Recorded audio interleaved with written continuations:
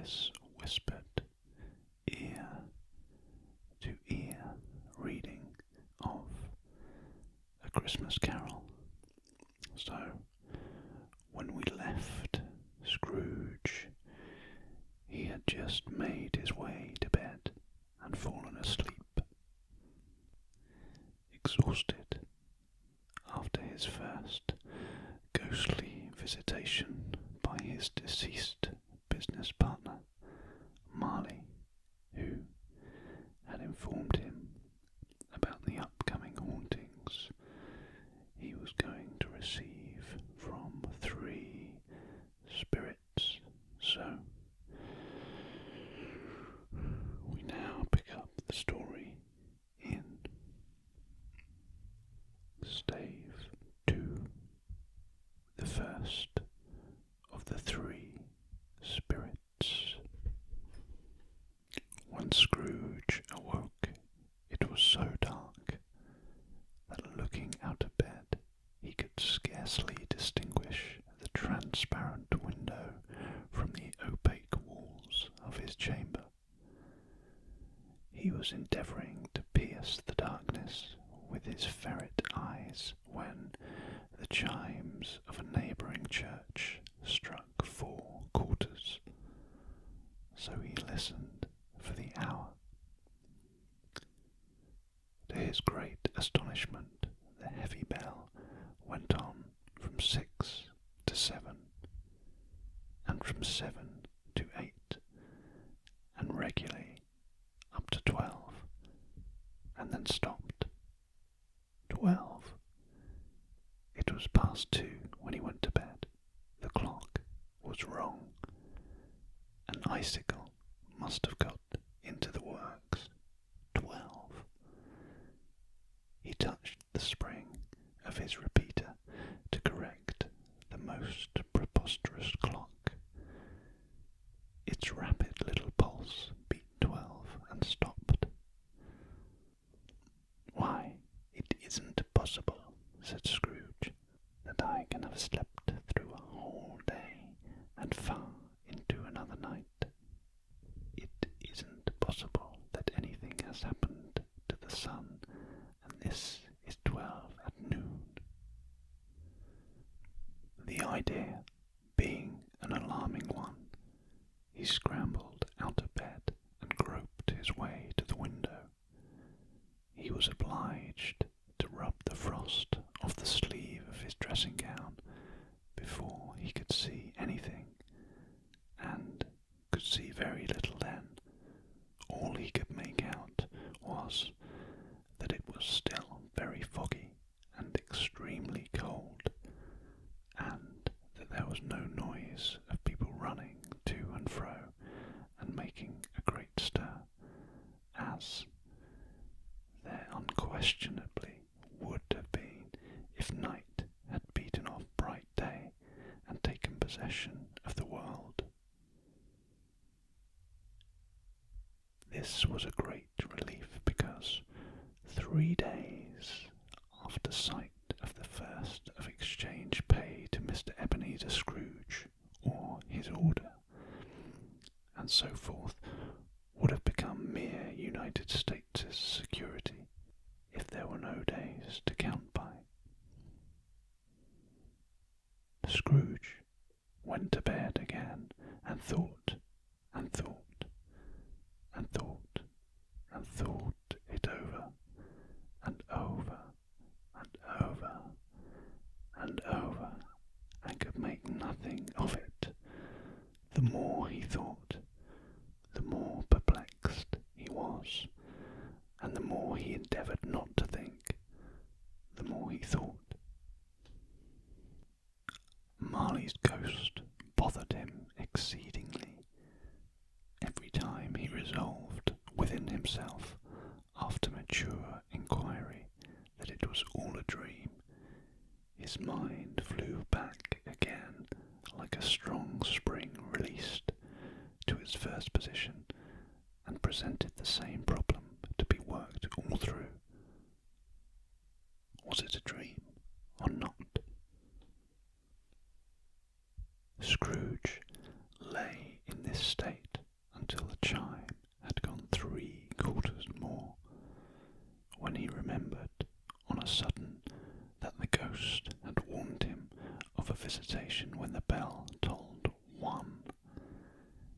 resolved to lie awake until the hour was past, and, considering that he could no more go to sleep than go to heaven, this was perhaps the wisest resolution in his power. The quarter was so long that he was more than once convinced he must have sunk into a doze unconsciously, and missed the clock. At length it broke upon his listening ear.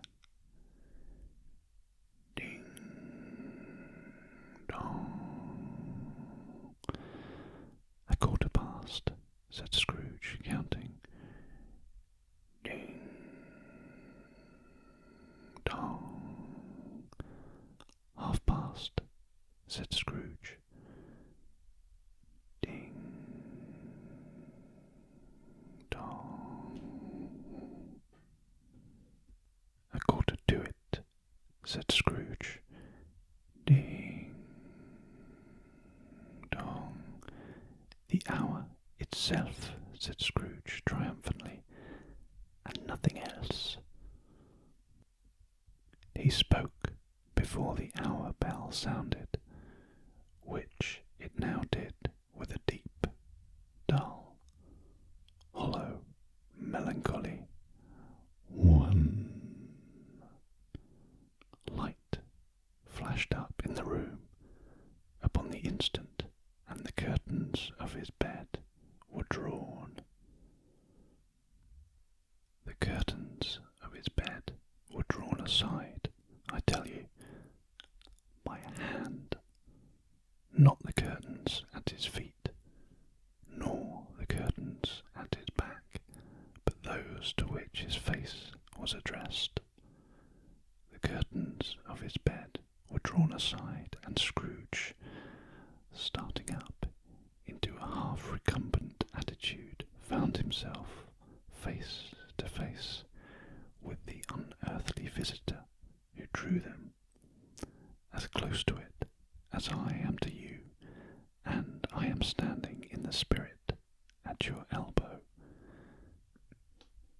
It was a strange figure, like a child, yet not so like a child as like an old man, viewed through some supernatural medium which gave him the appearance of having receded from the view and being diminished to a child's proportions.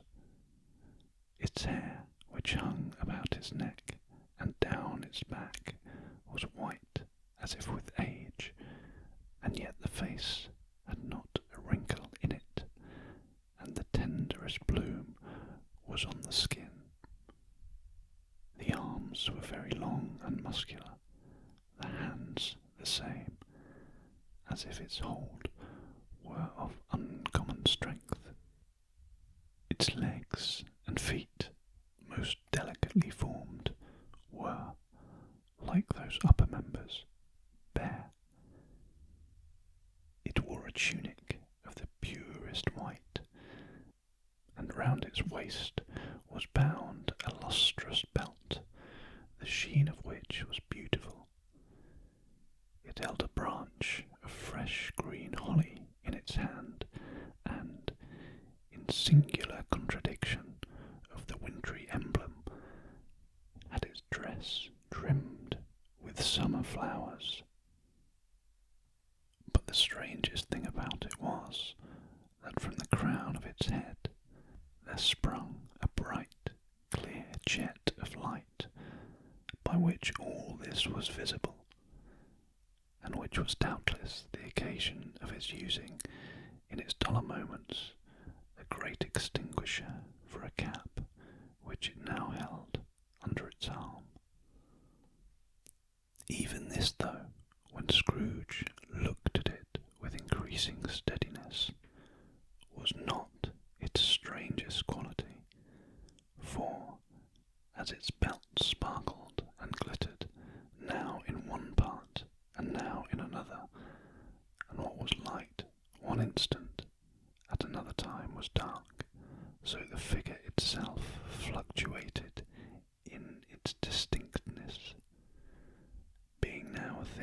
one arm, now with one leg, now with 20 legs, now a pair of legs without a head, now a head without a body, of which dissolving parts no outline would be visible in the dense gloom wherein they melted away.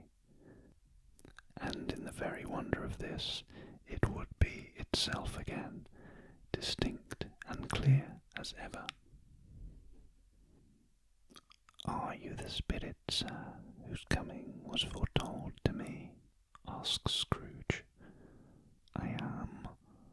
The voice was soft and gentle, singularly low, as if, instead of being so close beside him, it were at a distance. "Who and what are you?" Scrooge demanded. "I am the ghost of Christmas past." "Long past?" inquired Scrooge, observant of its dwarfish stature. "No, your past." Perhaps Scrooge could not have told anybody why, if anybody could have asked him, but he had a special desire to see the spirit in his cap, and begged him to be covered. "What!" exclaimed the ghost. "Would you so soon put out with worldly hands this light I give? Is it not enough that you are one of those whose passions made this cap, and forced me through whole trains of years to wear it, low upon my brow?" Scrooge reverently disclaimed all intention to offend or any knowledge of having wilfully bonneted the spirit at any period of his life. He then made bold to inquire what business brought him here. "Your welfare," said the ghost. Scrooge expressed himself much obliged, but could not help thinking that a night of unbroken rest would have been more conducive to that end. The spirit must have heard him thinking, for it said immediately, "Your reclamation, then. Take heed." It put out its strong hand as it spoke, and clasped him gently by the arm. "Rise and walk with me." It would have been in vain for Scrooge to plead that the weather and the hour were not adapted to pedestrian purposes. That bed was warm, and the thermometer a long way below freezing, but he was clad but lightly in his slippers, dressing gown, and nightcap, and that he had a cold upon him at that time. The grasp, though gentle as a woman's hand, was not to be resisted. He rose, but, finding that the spirit made towards the window, clasped his robe in supplication. "I am a mortal," Scrooge remonstrated, "and liable to fall." "Bear but a touch of my hand there," said the spirit, laying it upon his heart, "and you shall be upheld in more than this."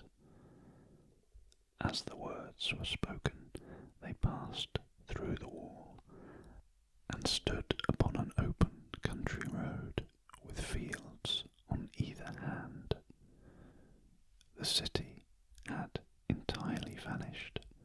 Not a vestige of it was to be seen. The darkness and the mist had vanished with it, for it was a clear, cold winter day with snow upon the ground. "Good heaven," said Scrooge, clasping his hands together as he looked about him. "I was bred in this place.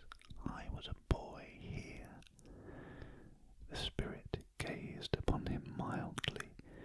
Its gentle touch, though it had been light and instantaneous, appeared still present to the old man's sense of feeling. He was conscious of 1,000 odours floating in the air, each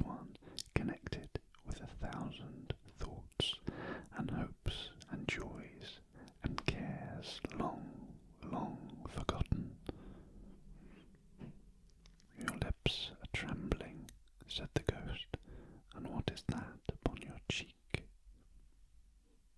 Scrooge muttered, with an unusual catching in his voice, that it was a pimple, and begged the ghost to lead him where he would. "You recollect the way?" inquired the spirit. "Remembered it?" cried Scrooge with fervour. "I could walk it blindfold." "Strange to have forgotten it for so many years," observed the ghost. "Let us go on." They walked along the road, Scrooge recognizing every gate and post and tree, until a little market town appeared in the distance, with its bridge, its church, and winding river. Some shaggy ponies now were seen trotting towards them with boys upon their backs, who called to other boys in country gigs and carts driven by farmers. All these boys were in great spirits and shouted to each other until the broad fields were so full of merry music that the crisp air laughed to hear it. "These are but shadows of the things that have been," said the ghost. "They have no consciousness of us." The jocund travellers came on, and, as they came, Scrooge knew and named them, every one. Why was he rejoiced beyond all bounds to see them? Why did his cold eye glisten and his heart leap up as they went past? Why was he filled with gladness when he heard them give each other Merry Christmas, as they parted at crossroads and byways for their several homes? What was Merry Christmas to Scrooge?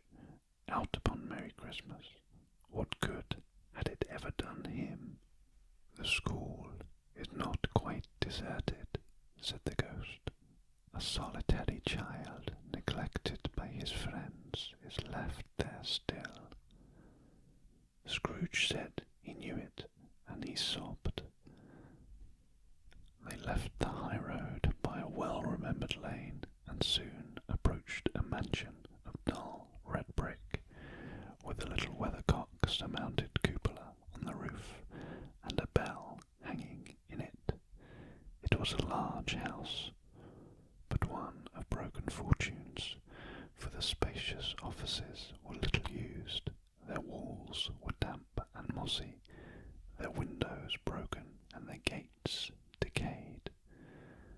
Fowls clucked and strutted in the stables, and the coach-houses and sheds were overrun with grass. Nor was it more attentive of its ancient state within, for, entering the dreary hall, and glancing through the open doors of many rooms, they found them poorly furnished, cold, and vast. There was an earthy savour in the air, a chilly bareness in the place, which associated itself somehow with too much getting up by candlelight, and not too much to eat. They went, the ghost and Scrooge, across the hall to a door at the back of the house. It opened before them, and disclosed a long, bare, melancholy room, made barer still by lines of plain deal forms and desks. At one of these, a lonely boy was reading near a feeble fire, and Scrooge sat down upon a form and wept to see his poor, forgotten self as he used to be.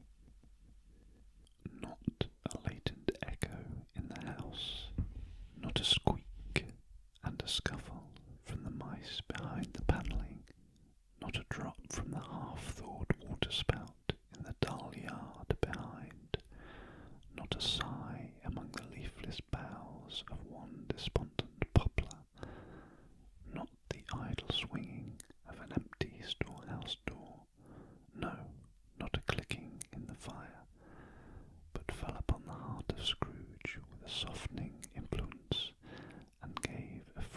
passage to his tears.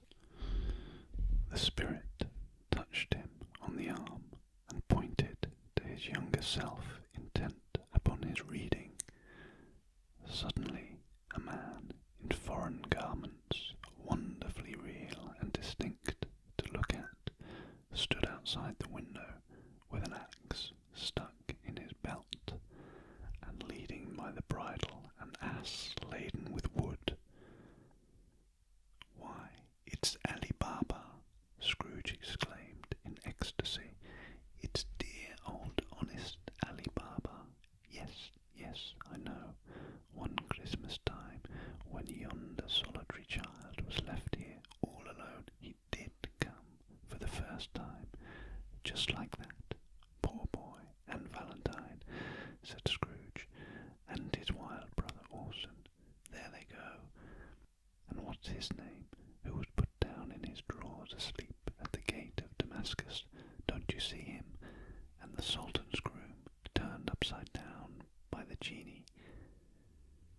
There he is, upon his head. Serve him right. I'm glad of it. What business had he to be married to the princess?" To hear Scrooge expending all the earnestness of his nature on such subjects, in a most extraordinary voice, between laughing and crying, and to see his heightened and excited face, would have been a surprise to his business friends in the city indeed. "There's the parrot," cried Scrooge, "green body and yellow tail, with a thing like lettuce growing out of the top of its head. Poor Robin Crusoe, he called him, when he came home after sailing round the island. Poor Robin Crusoe, where have you been, poor Robin Crusoe?" The man thought he was dreaming, but he wasn't. It was the parrot, you know. There goes Friday, running for his life to the little creek. Halloa, hoop, halloo. Then, with a rapidity of transition very foreign to his usual character, he said, in pity for his former self, "Poor boy," and cried again. "I wish," Scrooge muttered, putting his hand in his pocket and looking about him, after drying his eyes with his cuff, "but it's too late now." "What is the matter?" asked the spirit. "Nothing," said Scrooge. "Nothing. There was a boy singing a Christmas carol at my door last night. I should have given him something, that's all." The ghost smiled thoughtfully and waved its hand, saying as it did so, "Let us see another Christmas." Scrooge's former self grew larger at the words, and the room became a little darker and more dirty. The panels shrunk, the windows cracked, fragments of plaster fell out of the ceiling, and the naked laths were shown instead. But how all this was brought about, Scrooge knew no more than you do. He only knew that it was quite correct, that everything had happened so, that there he was, alone again, when all the other boys had gone home for the jolly holidays. He was not reading now, but walking up and down despairingly. Scrooge looked at the ghost, and with a mournful shaking of his head, glanced anxiously towards the door. It opened, and a little girl, much younger than the boy, came darting in, and putting her arms around his neck, and often kissing him, addressed him as "Dear, dear brother." "I have come to bring you home, dear brother," said the child, clapping her tiny hands and bending down to laugh. "To bring you home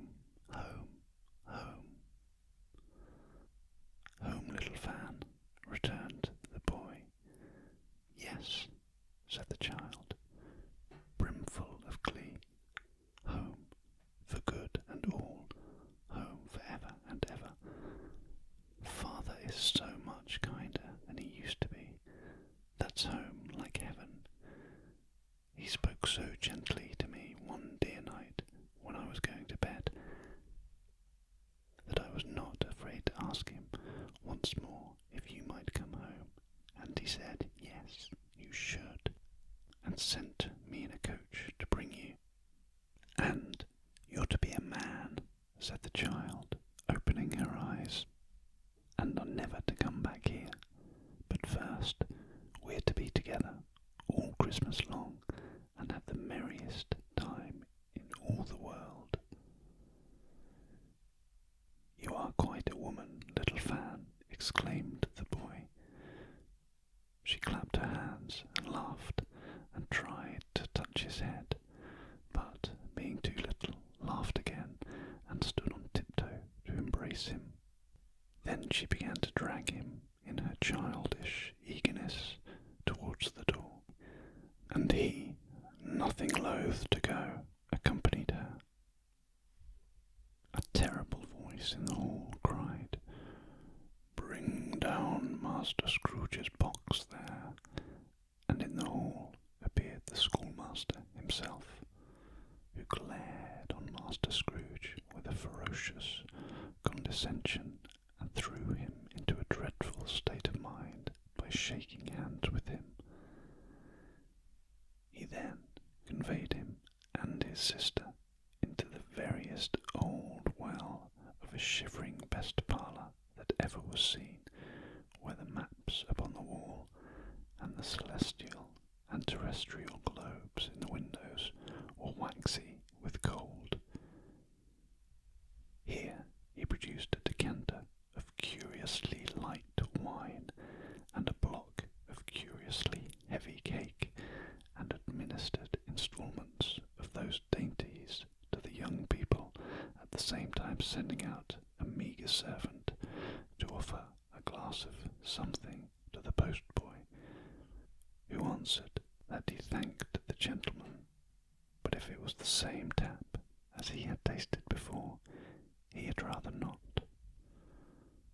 Master Scrooge's trunk being by this time tied onto the top of the chaise, the children bade the schoolmaster good-bye right willingly, and getting into it, drove gaily down the garden sweep, the quick wheels dashing the hoarfrost and snow from off the dark leaves of the evergreens like spray. "Always a delicate creature, whom a breath might have withered," said the ghost, "but she had a large heart." "So she did," cried Scrooge. "You're right. I will not gainsay it. Spirit, God forbid. She died a woman," said the ghost, "and had, I think, children." "One child," Scrooge returned. "True," said the ghost. "Your nephew." Scrooge seemed uneasy in his mind, and answered briefly, "Yes." Although they had but that moment left the school behind them, they were now in the busy thoroughfares of a city, where shadowy passengers passed and repassed, where shadowy carts and coaches battled for the way, and all the strife and tumult of a real city were. It was made plain enough by the dressing of the shops that here too it was Christmas time again, but it was evening, and the streets were lighted up. The ghost stopped at a certain warehouse door and asked Scrooge if he knew it. "Know it," said Scrooge. "Was I apprenticed here?" They went in, at sight of an old gentleman in a Welsh wig, sitting behind such a high desk he must have knocked his head against the ceiling. Scrooge cried in great excitement. "Why, it's old Fezziwig! Bless his heart, it's Fezziwig, alive again!" So, that was the end of this episode, part 4 of the ear-to-ear whispered audio reading of A Christmas Carol